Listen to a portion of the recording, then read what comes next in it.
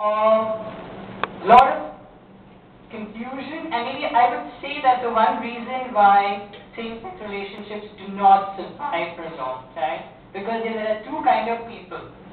You know, like for me, when someone asks me what's a woman in India, you know, I don't know, when I look around the time I've grown, the one word that comes to mind is sacrifice.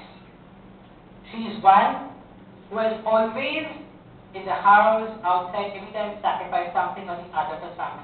And I think that's what makes her more strong. So, and now when you talk about same-sex relationships, these are two men or two women who have grown up differently a little bit, and they do not, I mean, they're not that ready to adjust, maybe. And that's the one reason why it doesn't survive. So, because in the heterosexual relationship, at least there's one partner who, who has a limit that still she is, as we say, you still be a woman. You have to be very careful. Yeah. Okay. I want to push the point, but I Yeah. want to say that this is the kind of argument that we have to be very careful of. Yeah. We are aligning progressive feminist politics Yeah. with progressive LGBTI politics. And I think on this kind of issues, especially in India, we need to have really a lot of discussion. In fact, I just wanted one thing. The LGBT Pride Parade was recently had a month back. There were few women's groups supporting them, and I was quite happy to hear a slogan. I mean, to fight all this, to fight patriarchy. So that's the slogan. And it was said in Hindi, and I don't know the Hindi word properly. Purush Pradhan Lok Sabta. So I was quite impressed to hear that now few women groups coming and supporting this movement. And I believe that is what we need. We need this coalition of different kinds of groups coming together under notion and discussing these kind of issues. There was a hand there at the end, at the back. Congratulations, you are very nicely presented. Your topic, but I just see your paper presented in our folder, where it is indicated that you refer to some of the other parts of India. Right. Madam has rightly asked you what is your Indian market, but you have studied and prepared. I just wanted to know, because after globalization, is there any change? What you feel? I would use the word technology. The globalization, the advent of technology, it has made it very accessible. And this movement definitely is very much online, on the air, it's on the internet. So it has given people from different places, areas to come together. I think that technology has made a lot of difference today for this movement. Because before, I think, yes, one thing that boosted the movement in India was the decriminalization of it in 2009. That made it more popular. And after that, definitely, the technology has added a lot of credit to this movement. The authors I have mentioned, a lot of people like Foucault, Butler, most of these ideas definitely are not Indian, and from there, these are the theorists from whom we know what these are. Yes. Not a question, just a piece of information. See, most of your sources of literature are not in the Indian context. Sure. And there is a lot of literature which has been emerging in Maharashtra, and there is a silent movement which is also taking place. Some few months back, Nikhil Bagri on IBN Rukman had conducted a very exclusive interview. I forgot the name of this person. And there is also a magazine which has been started by this group. So therefore, you should get acquainted with what's also happening in Maharashtra and also outside Maharashtra. Thank you, sir. Thank you, and Ramesh, yeah. Well, I mean, your last remark really interested me, that sexuality has to be like handwriting, whether you write by left or right. If that is so, why should so much fuss about sexuality? Okay. Well, any long time ago, of course, I mean, Rosa Luxemburg fought with him, but said a sex is like drinking a glass of water. Like the involuntary way that you take a glass of water. I said, I want sexuality is also. If that is the case, why should we raise questions of sexuality? One reason would be that sexuality is expression of domination and denial. If it is expression of dominance and denial, and a denial in terms of rights to sexuality, then the question of sexuality becomes extremely important. But in the alternative sexualities that one now recently hears quite a lot are the questions the way Gita was asking earlier, questions of domination and denial been replicated, which you also said that has been the case. If that is the case, does the choice in these really matter? That is the last question. The third question is, does recognition, or the quest for recognition, automatically lead to the path of emancipation? Because recognition can also lead to accommodation, kind of discourse which is taking place, especially in terms of alternative sexuality, appears to be discourse of accommodating within the existing frame, or within the existing framework. That existing framework fundamentally is inequality, denial, domination, and also legitimation of that sort. And the third and last point would be, should we necessarily invoke Foucault, Derrida, while talking about asexuality? Gita was referring to Indian, but she was talking about last 20 years.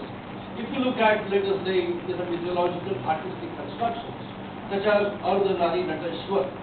Okay, now the Ardhanari Nateshwar has different connotations.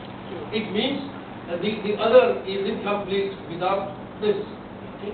So kind of unity that you find in Ardhanari Nateshwar is idea that autonomous units have to fuse into others, and it is only in that kind of a fusion that the life celebration exists. A kind of debate on sexuality which seems to be now taking place is in terms of singling out that autonomous unit in itself as context, as if that single unit exists in void and not in relation to it.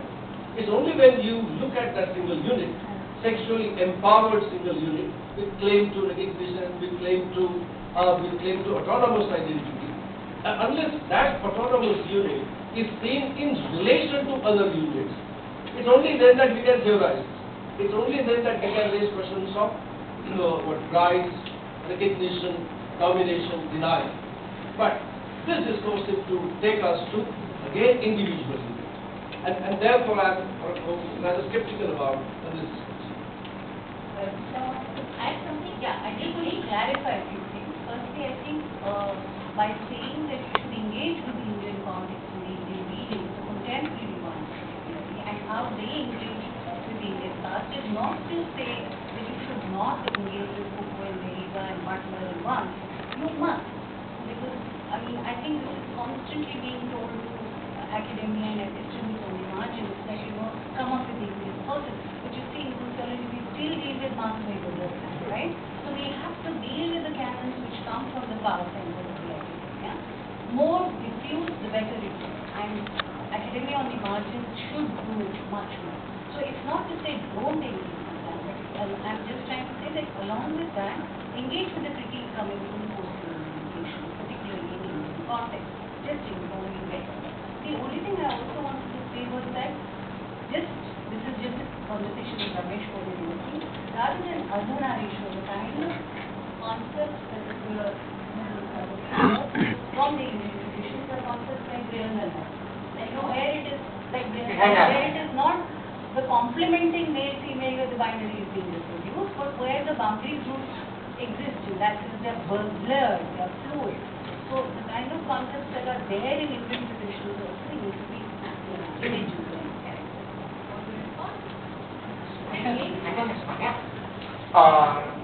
I think, the idea is very nice of seeing what is happening in Indian literature. And honest confession, if I was not a sociologist, I would have used the Ardhanarishwar concept. Ardhanari-Nateshwar concept, because I think coming from an academic and such discipline as sociology, you wonder if this is something more mythical. Are you going to use it in a sociological national seminar? Then you have to think twice. I mean, I would definitely, see, we come from background of theory, lot of theory, so I prefer using partner. But yes, otherwise, I would definitely like to look in the Indian context, in the myths, and as ma'am pointed, Brihanala, these are better ways to express. Very true, these are better ways to express what we want to say, because then it's more Indian and it's, more people can understand in this context, in the Indian context. And as sir also pointed out, yes, definitely we need to look in the regional literature also. That's true, there's a wide literature available. I just remembered one that was Ruth Benita with that good poem on peace in India. And recognition, sir was asking about recognition and emancipation.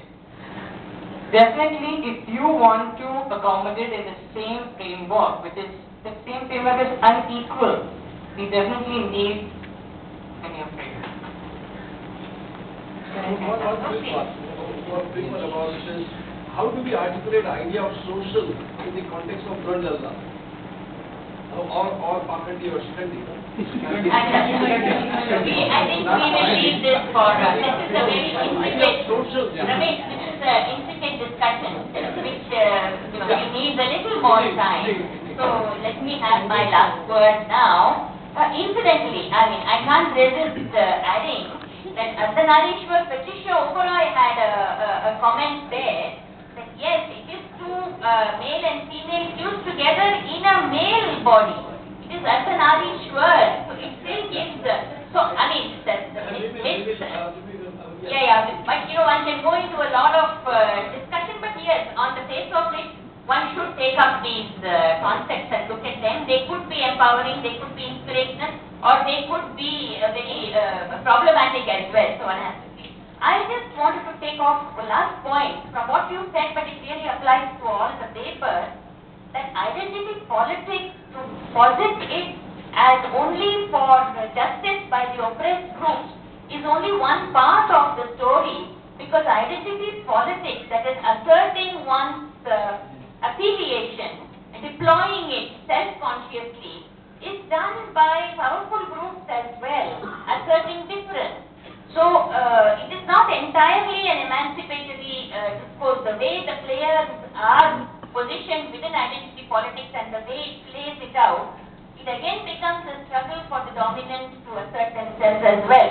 So, there is that aspect. We distinguish between primordial affiliations, which people sort of inherit and not necessarily think about or deploy in a self-conscious way, and theoretically speaking, and then when it is thought of as different in order to differentiate from the other, and maybe in order to gain some power over the other, or in order to assert or to ask for justice, all these are possibilities. So identity politics is fraught with a lot of pluses and minuses around it. I just wanted to make that point. And I thought that the papers covered a fairly large ground using gender as a central axis. Some of them were talking about gender and development, sometimes about gender and identity. But I guess linking gender, development and identity in a conceptual framework was done implicitly, was not really explicated in this particular session. But of course, we can't do everything in one session, and we have to leave some things for other sessions and other conferences. So thank you very much, all of you, and Mr. Coordinator, we have stuck absolutely to the time, and the session is over now. We break for tea. Thank you, ma'am, and Sundar. Now we break for tea for 10 minutes. We will come back after 10 minutes.